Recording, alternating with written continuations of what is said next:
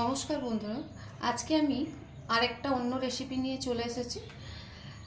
এটা সবারই পরিচিত একটা পোলাও। আজ আমি বাড়িতে বানাবো পোলাও।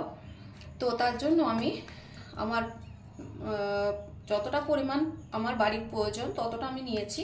আমি এই কাপ মাপ হিসাবে গোবিন্দভোগ চাল 4 কাপ নিয়ে নিয়েছি। এরপর এটা আমি ধুয়ে নেব, ধুয়ে একটু রোদের মধ্যে মিলে শুকনো করে নেব। তো বন্ধুরা, আমি চালটাকে ভালো করে ধুয়ে রোদে যে শুকিয়ে নিয়েছি, দেখুন কেমন ঝরঝরে হয়ে গেছে এই চালটা। তো এটাকে এখন আমি ভেজে নেব।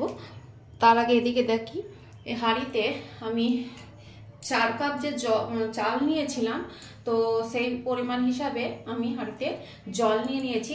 এখানে জলটা খুবই পরিমাণ হিসাবেই দিতে হয়, কারণ বেশি দিলে পোলাওটা ঝরঝরে হয় না। তো আমি 4 কাপ চাল হিসাবে আমি ওখানে জলটা নিয়ে নিয়েছি। এরপর এদিকে আমি কড়াইয়ে ঘি নিয়ে নেব। তো এই ঘিটা আমার মা বানিয়ে দিয়েছে, বাড়িতে বানানো ঘি। সেই ঘি দিয়ে আজকে আমি পোলাওটা বানাবো। তো প্রথমে কড়াইয়ে আমি ঘি দিয়ে দিলাম।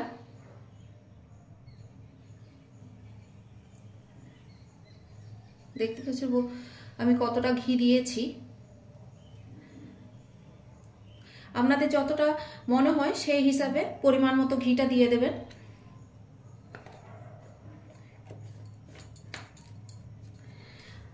আর এদিকে যে জল ফুটতে দিয়েছি, এই জলের মধ্যে আমি যে কাপের 4 কাপ চাল নিয়েছিলাম, সেই 4 কাপের 1 কাপ আমি চিনি এই জলের মধ্যে দিয়ে দিচ্ছি। আর দিয়ে দিচ্ছি 2টো তেজপাতা, অল্প কিশমিশ এর মধ্যে দিয়ে দিলাম। 1 চামচ লবণ। এদিকে আমি কাজুটা ভেজে নেব।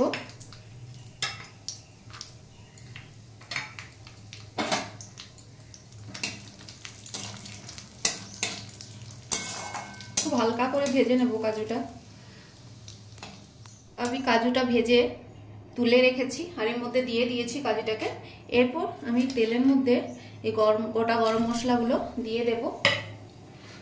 আর যে শুকনো করে রাখা চালটা, এটা আমি ঘিয়ের মধ্যে দিয়ে দেব। দিয়ে এটাকে একটু ভালো করে খুব আস্তে আস্তে এটাকে ভেজে নেব। তো বন্ধুরা, আমার এই চালটা ভাজা হয়ে গেছে। এরপর এটা আমি হাঁড়ির মধ্যে ঢেলে দেব। তো হাঁড়ির মধ্যে আমি চালটা ঢেলে দিয়েছি। এখন এটা রেডি হওয়ার জন্য ঢাকা দিয়ে দেব। তো দেখুন, আমার পোলাও রেডি হয়ে গেছে।